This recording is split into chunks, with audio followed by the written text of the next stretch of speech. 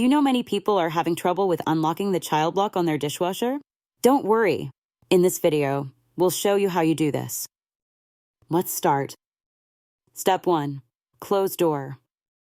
First, make sure your dishwasher door is fully closed to start. Step 2. Find buttons. Next, locate the HUF load and energy saver buttons on the control panel. Step 3. Press buttons. Press and hold both HUF load and energy saver buttons simultaneously. Step 4. Hold for 3 seconds.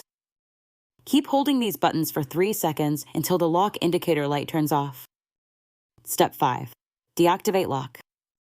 Once the light is off, your dishwasher child lock is deactivated. Now, your dishwasher should be child lock free, ready for action. Still need help? Visit our website for the complete manual. There you will also find questions and answers from other LG users. Did you find this video helpful?